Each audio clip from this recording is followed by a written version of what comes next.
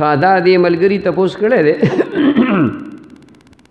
چې دې دکان باندې مخکې پیشکي ورکړی شي دکان سړی نیسي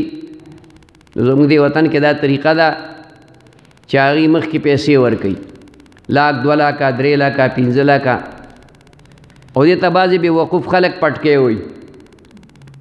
نو اول خو ته را پټکې مه وایې پټکې د پیغمبر سنت دي او ته حرام ول نوم دی نو دا ناجایز دي پیشکی ورته وایې ایڈوانس پیسې ورته وایې سیکیورټي ورته وایې هر څه چې ورته نوم چې څه وایي هغه خو پټکې ورته ویل نه دي پکار دغه مخکې پیسې چې کومې ورکي ناول خدا ناجایز دي ورکول نه دي پکار خو د وطن کې څه داسې یو طریقه جوړه ده چې خلک مجبوره دی که دا نه ورکوي دکان ورته نه میلاویږي خدای چې دا پیسې کومې مخکې ورکي دی او دا کرایه کې ختمیږي نو دا به ښي په کرایه کې لږې لږې کټ کېږي 15 لکه روپۍ ورکا خو ستا د دکان کرایه 1,000 روپۍ ده نو هره میاشت به ترېنه 1,000 روپۍ کټ کېږي کال کې به 12,000 روپۍ کټ کېږي او هغه ته مخکې د 15 کالو د 10 کالو د 3 کالو د هغې هغه خپله کرایه میلاو شوې خو که داسې نم وي که په کرایه کې کټ کېږي او که په کرایه کې نه کټ کېږي خو جدا خبره شوه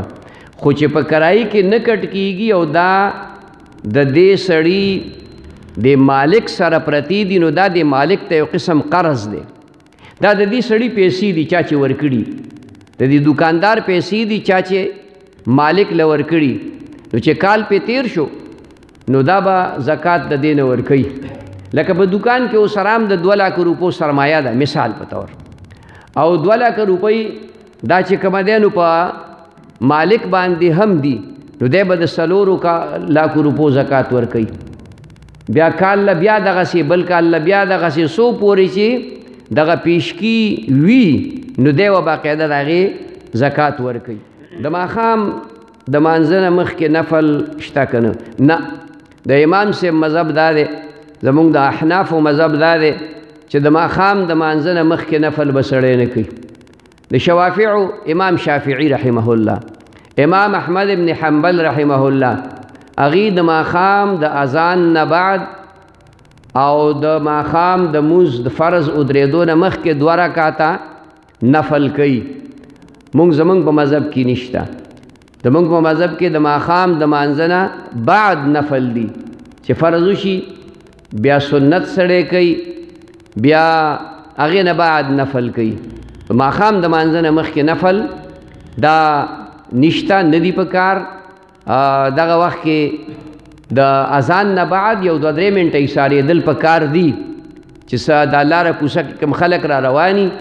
چې دا مانځله او جمع ته راورسي نو خیر دی که 2-3 منټه 4 منټه سړی انتظار کوي نو ودي کي خو ذکر دی پکې کوي